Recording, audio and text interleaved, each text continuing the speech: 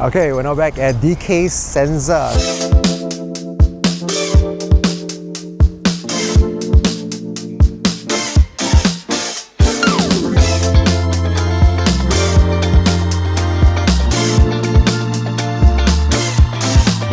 Now, obviously, this one over here is very close to a very famous university called Taylor's. So you could literally walk yourself to that direction. But majority of the people that study in Taylor's, right, you guys are snobs, okay? You guys are not gonna walk, right? So you're either gonna call Grab or you're probably having a car over here to get yourself there lah. I was also told that there is going to be some sort of shuttle service going on, but don't know lah, I don't know if it's still running or not lah. But without further ado, or before we actually even go into the site, as always, let's check the surrounding area. The first thing you notice with the floor is that there's a lot of birds around this area because there's Klang Valley River that connects all the way to Klang on this direction as well lah. So there's a lot of crows just kind of like around vicinity, right? The one thing good about this place is that previously a lot of students or a lot of people like to double car park along this driveway. But they have already found ways to prevent them from doing so by putting cinder blocks or putting cements on the paintongs, right, to prevent cars from double parking on these areas lah. So it's no longer as congested or as painful like last time. I came here maybe like 10 years ago when I came here to meet my friends, right? This place damn congested, and a lot of people still stayed in this DK Senza because back then they studied in Taylor's University, which is going to be super convenient for you to get to school lah. Walking, as I mentioned, is probably less than 500 meters away, and if you drive, it's just very close by lah. Let's not talk so much about the area itself.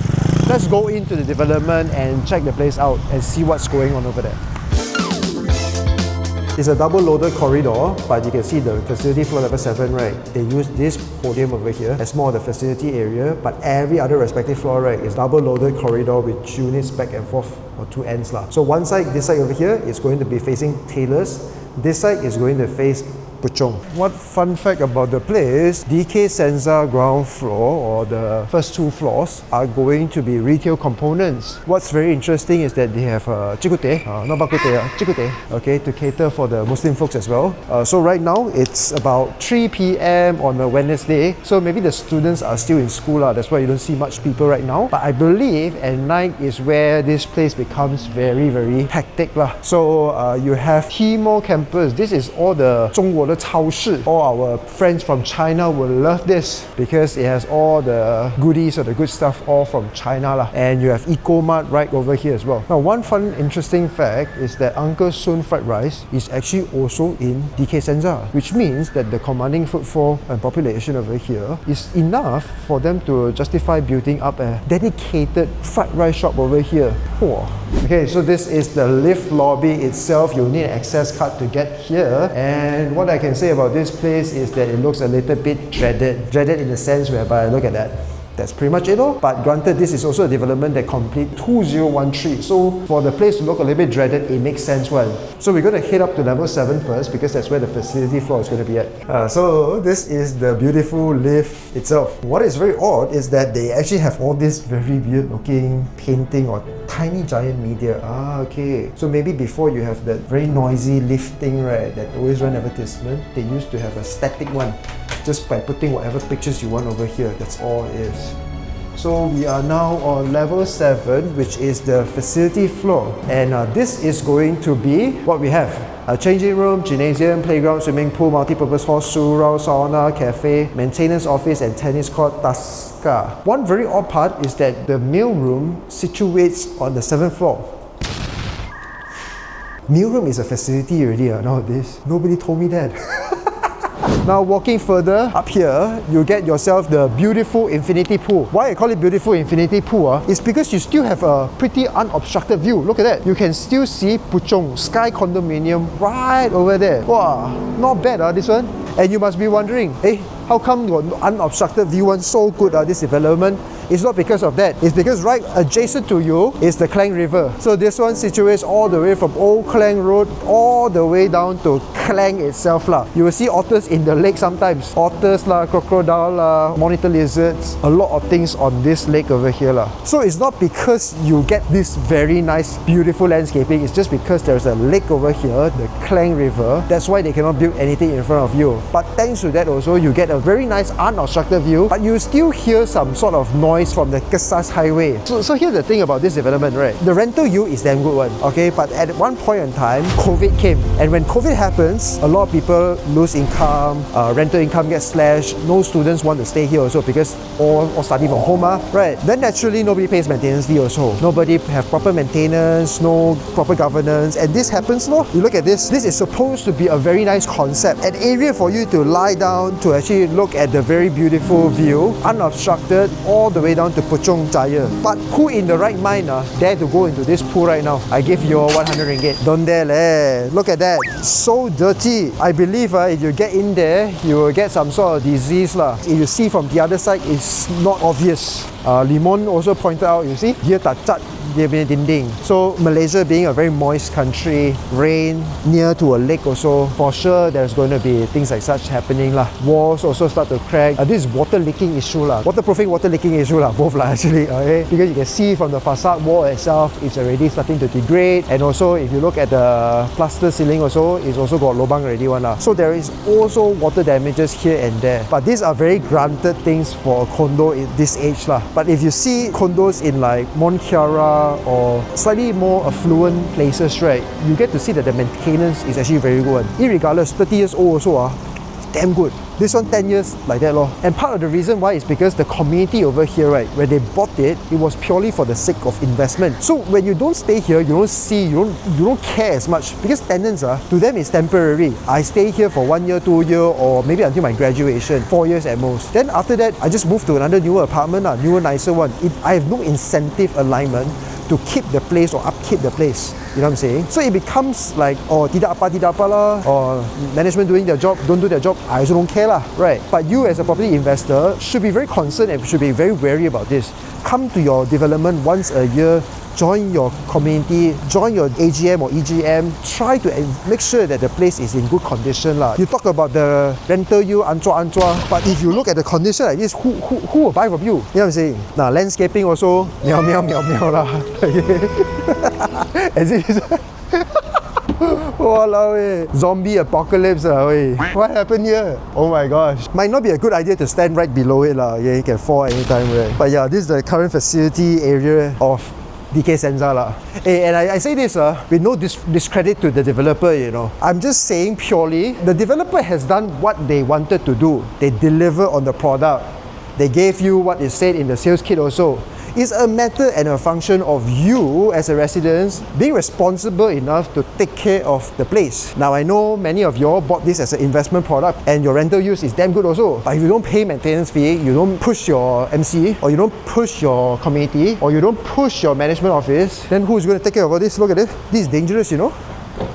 Okay, it's already all koyak already one. This is supposed to look like a very nice area for you to just chill and hang out. But as I mentioned, because majority of the units over here were tenanted to tenants or students, they don't care. They don't care about quality of living. Similar design layout on the other side of the area, pretty much the same. Landscaping is pretty much dead. Let's continue on walking through this corridor over here because there's a study room. Good for students. I think my landlord forgot to pay the maintenance fee. Invalid card. The development is actually rather low dense by today's terms, because there's only about 350 plus units and Soho about 100 odd units plus minus Density wise it's not a lot, and this is the gym room. Before we go there, right, let me just show you guys the wall of fame. Total outstanding 9 months, duration outstanding 9 months. Okay, only 219. Bro, 219 just pay lah, 9 months outstanding. So total water bills outstanding is this much, and total maintenance fee outstanding is 51,000, which really gets me very curious lah. You are getting very good rental yield, just pay lah, right? You don't say that the condo manager not doing their work, you don't pay. It's a cycle effect. One party don't do their part, you cannot make any ratification one, okay? So please look into this. Well, I can believe Back in the days, water machine wasn't a norm to have it in your house. So student accommodation, if they need water, you can have this, rather convenient also, very thoughtful. Then there's the management office on that side. Let's not go there because they might not like us.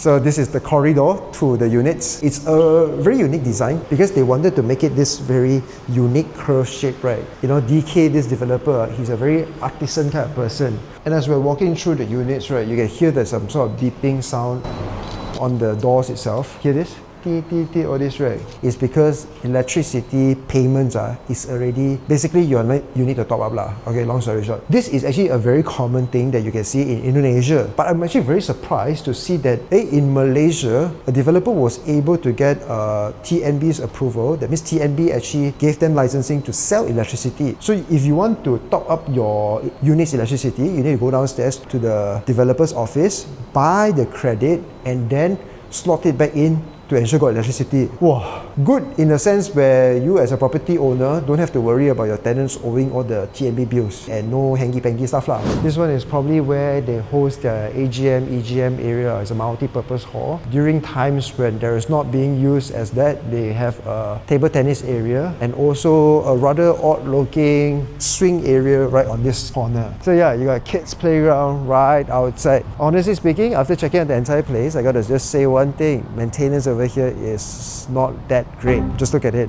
I mean, I don't have to say much. I don't have to verbalize much. It's practically what it is. So it's all about location with properties. If the location is in high demand, irregardless of how the condition of the property is, there is still going to have people renting the place. This is one of the more dreaded properties that I've been to so far after visiting 200 over properties. But yet still, I look at the rental rates over here. Per room, they can go for 1,000 ringgit to a certain extent. If you have 4 rooms, 5 rooms, no matter how you partition them or whatnot, you get 4,000-5,000 ringgit. Back in the days in 2011, the launch price was between 380 to 450 per square feet. And the units over here starts from 1070 square feet, rather large layouts for today's context, right? It's only about 400,000 ringgit. Today, 2026, you can sell them potentially for 580 to 680. Nothing much right? It's actually already almost to close to 15 years and the property price didn't go up much, okay? But the rental yield all this while has been through the roof. So some properties are more capital appreciation, some properties are more for rental yield. This one, 100% is just rental yield only. Because if you look at the surrounding area, there's more and more new developments coming up, competition is at stake, and why would I buy an older property or sub-sale development like such,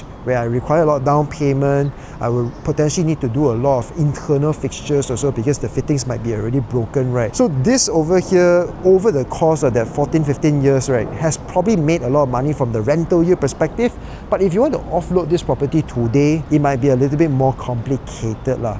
So that's why I say condos might not be the best property investment asset class if you're looking for capital appreciation. But if you're looking for rental yield or like a dividend kind of thing, then it's quite solid lah. Okay, assuming you can get good location like such, assuming there's a very good rental demand, and if you cut them into rooms with rental strategies like such, then you can get 10% returns on investment as well. So yeah, this is pretty much the gist of this particular development over here. If you guys like content series like such, make sure to like and follow for more. Bye bye.